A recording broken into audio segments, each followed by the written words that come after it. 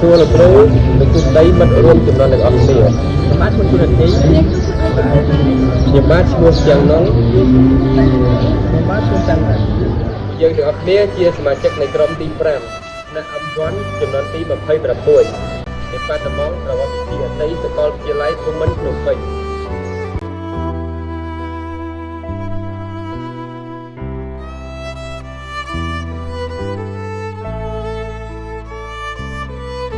តែនេះផងដែរក្រុមរបស់យើងខ្ញុំបានមកដល់ទីតាំងប្រាសាទមួយគឺមានឈ្មោះថាប្រាសាទនៃខ្មៅ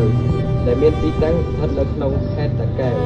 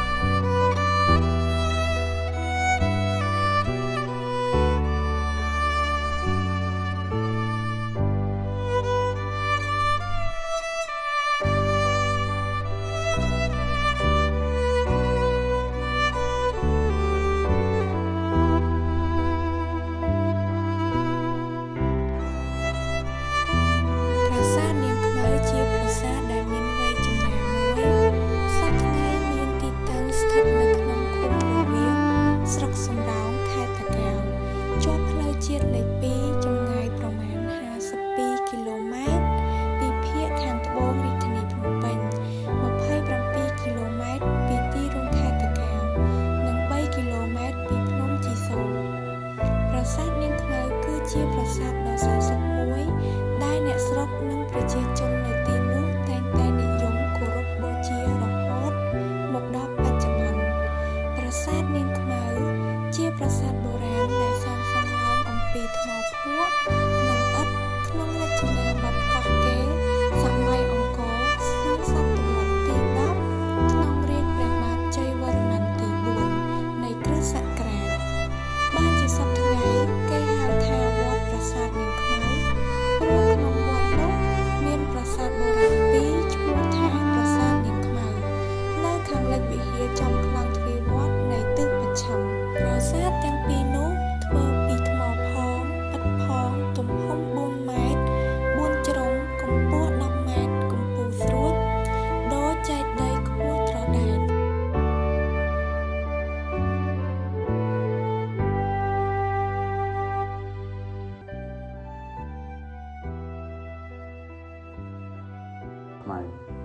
ប្រាសាទនាងខ្មៅជាប្រាសាទដែលមានវ័យចំណាស់មួយសពថ្ងៃមានទីតាំងស្ថិតនៅក្នុងខេត្តតាកែវបើយោងតាមសិលាចារឹក K35 ប្រាសាទនេះកសាងឡើងនៅក្នុងរាជ្យព្រះបាទជ័យវរ្ម័នទី4ចន្លោះឆ្នាំ928ដល់ឆ្នាំ942គ្រិស្តសករាជដើម្បីឧទ្ទិសថ្វាយដល់ព្រះវិស្ណុបច្ចុប្បន្នប្រាសាទនេះមានប្រាង្គចំនួន2ធ្វើអំពីឥដ្ឋលម្អដោយគ្រឿងស្ថាបត្យកម្មថ្មភក់ពណ៌ប្រផេះនិងមានគំនូរផាត់ពណ៌នៅខាងក្នុងប្រាសាទទៀតផងបើតាមឯកសារលោក René de la Saunière បានបង្ហាញថាប្រាសាទនេះមានប្រាង្គចំនួន3ឈរជាជួរតាមអ័ក្សជើងត្បូងបច្ចុប្បន្នប្រាង្គដែលនៅខាងត្បូងបានរលំបាត់ដានអស់ទៅហើយដែលសពថ្ងៃប្រាសាទនេះនៅសល់តែ2ប៉ុណ្ណោះហើយប្រាង្គដែលនៅខាងត្បូងគេសពថ្ងៃគឺជាប្រាង្គកណ្ដាលកាលពីអតីតកាលឈ្មោះប្រាសាទនាងខ្មៅបើតាមការហៅរបស់អ្នកស្រុកនៅក្នុងតំបន់គឺហៅតាមតួប៉មប្រាសាទដែលមានតម្កល់រូបបដិមា2អង្គដែលមានពណ៌សម្បុរខ្មៅរលោងរូបបដិមាទាំងពីរនេះបច្ចុប្បន្នត្រូវបានគេរក្សាទុកនៅសារមន្ទីរជាតិភ្នំពេញ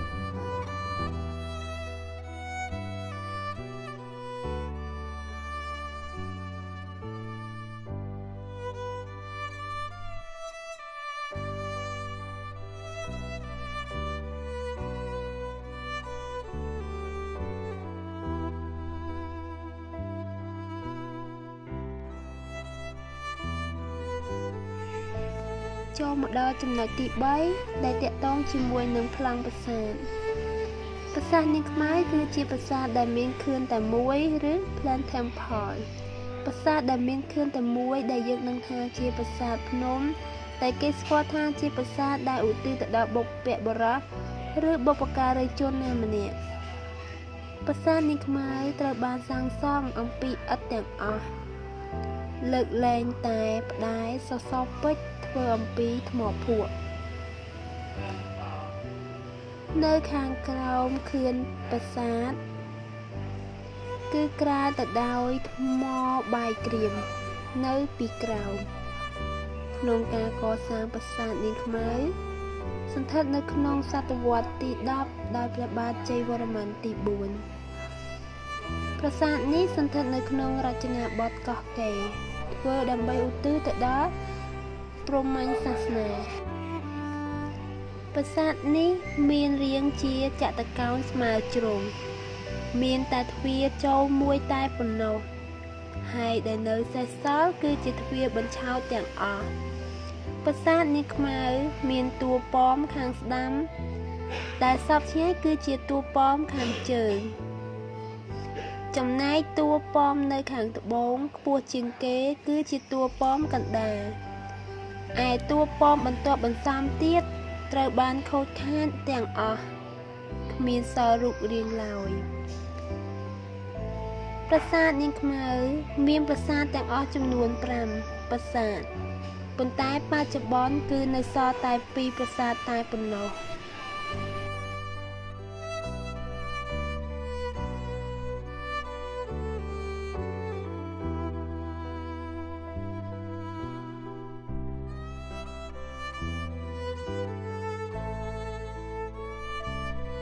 ផ្តែរចំពោះផ្តែរដែលប្រាង្គខាងជើងមានទំហំតូចជាងបន្តិចធ្វើពីថ្មភក់ពណ៌ប្រផេះដែរផ្តែរមានភាពសឹករិចរិលស្ទើរតែទាំងស្រុង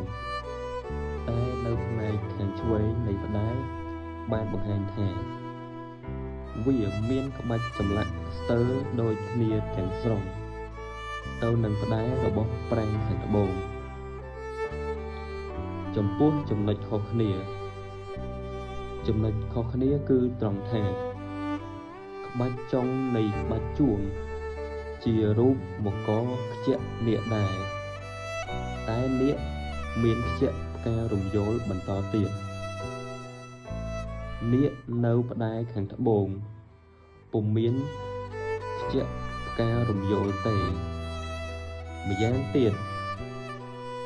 គែមខាងលើរបស់ផ្តែរលម្អដោយក្បាច់ផ្កាចក្រច័ន្ទគឺផ្កាច័ន្ទដែលមានចំនួន8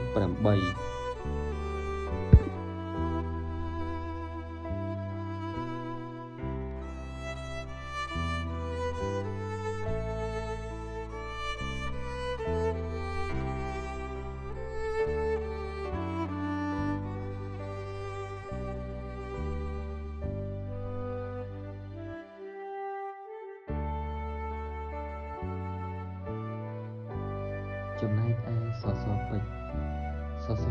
ប្រាង្គខាងជើងសសរពេជ្រប្រាង្គខាងជើងមានរាងត្រីកោណមានទំហំតូចជាងសសរពេជ្ររបស់ប្រាង្គខាងត្បូង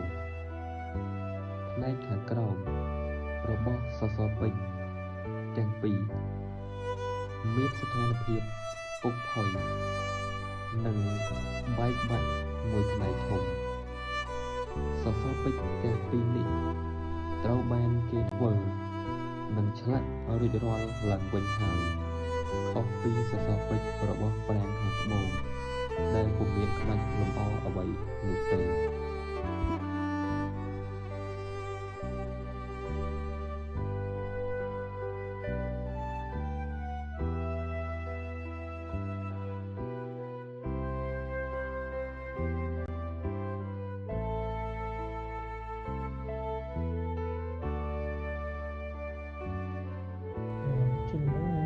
ចូលមកដល់បរិមាប្រាសាទនាងខ្មៅដែលបរិមានៅក្នុងប្រាសាទនាងខ្មៅមានចំនួន2បច្ចុប្បន្នបរិមាទាំងនេះត្រូវបានគេយកទុកនៅក្នុងស្រុកមន្ទីរជាតិភ្នំពេញហើយបរិមាប្រុសនេះមានឈ្មោះថាហៅគ្រីគឺជា ការរបស់ព្រះវិស្ណុហើយបន្តមកទៀតគឺបរមានេះឃើញថាមានរូបរាងដែលមើលទៅឃើញមានក្បាលពិសេសនិងមានដងខ្លួនជាមនុស្សប្រុសហើយអូរៈវិញយើងឃើញថាមានធ្វើជាកញ្ចាំងតូចៗពេញចេញមកក្រៅហើយកណ្ដាលមកវិញយើងឃើញ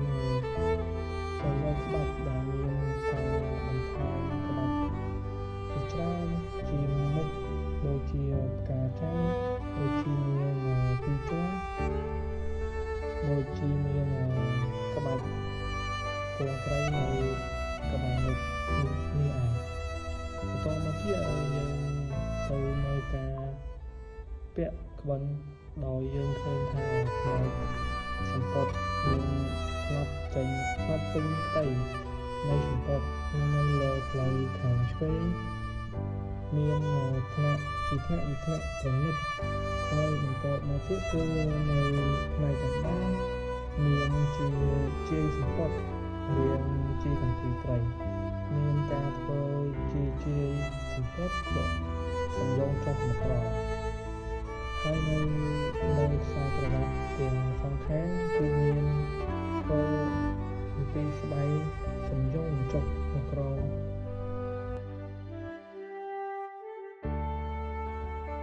ជាពីបន្ទាប់មានចូលបរិមាទេវៈស្រីដែលគេហៅថាព្រះនាងទស្សនី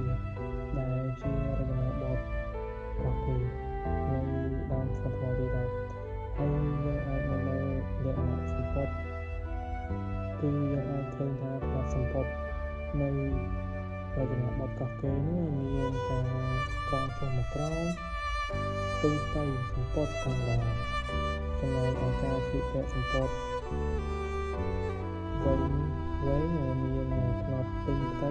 សម្ពត់តែម្ដងឬឯយោសម្ពត់ដែលមានរាងដូចជាទឹក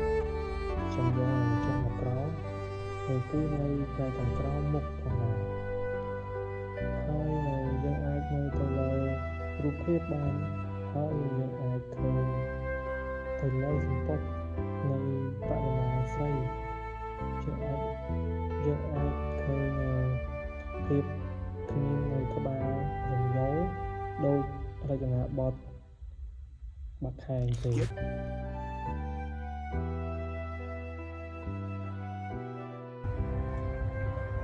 ើងចូលមកដល់ទេវកថាភាសាខ្មែរកតកាមានរូបទេវកថាព្រះវិស្ណុត្រីវិក្រមដោយព្រមនឹងប្រាសាទក្រវ៉ាន់ដែរគ្រាន់តែវាជាគំនូរមិនមែនជាចម្លាក់ទេបច្ចុប្បន្នមានប្រាង្គចំនួន2និងចេតដី1ដែលគាត់ត្រង់វត្តពីជើងទៅត្បូងហើយខាងក្នុងនៃប្រាង្គកណ្ដាលមានគំនូរសំខាន់ជាច្រើនទាក់ទងទៅនឹងព្រះវិស្ណុគំនូរនេះមានលក្ខណៈពិសេសប្រហាក់ប្រហែលគ្នាជាមួយប្រាសាទក្រវ៉ាន់តំបន់អង្គរខេត្តសៀមរាបផងដែររួមមកប្រាសាទនាងខ្មៅគឺជាប្រាសាទប្រវត្តិសាស្ត្រមួយនិងជាស្នាមប្រហ័សក្នុងរាជ្យព្រះបាទជ័យវរ្ម័នទី4ប្រាសាទនាងខ្មៅត្រូវបានបន្សល់ទុកនៅសាលាចារឹកកាលលេខ35រូបបដិមា2អង្គដែលសសរពេជ្រហោជាងនិងតួប៉មប្រាសាទដែលធ្វើអំពីឥដ្ឋមិនតែប៉ុណ្ណោះបានបន្សល់ទុកនៅរូបគំនូរ3ផ្ទាំងនៅក្នុងប្រាសាទប៉ុន្តែរូបគំនូរមកដល់បច្ចុប្បន្នត្រូវបានរលុបបាត់អស់ទៅហើយទោះបីជាយ៉ាងណាក៏ដោយប្រាសាទនាងខ្មៅគឺជាប្រាសាទមួយដែលមានអាយុកាលដ៏ចំណាស់ប៉ុន្តែប្រាសាទនាងខ្មៅនៅតែមានភាពស្រស់ស្អាតនិងជាកន្លែងទីសក្ការៈបូជាដ៏ស័ក្តិសិទ្ធិរបស់ពុទ្ធបរិស័ទនៅក្នុងពុទ្ធសាសនា នឹងបានតាក់ទាញភ្ញៀវទេសចរជាតិនិងអន្តរជាតិមកលេងកម្សាន្តនិងស្រាវជ្រាវពីប្រាសាទនាងខ្មៅថែមទៀតផង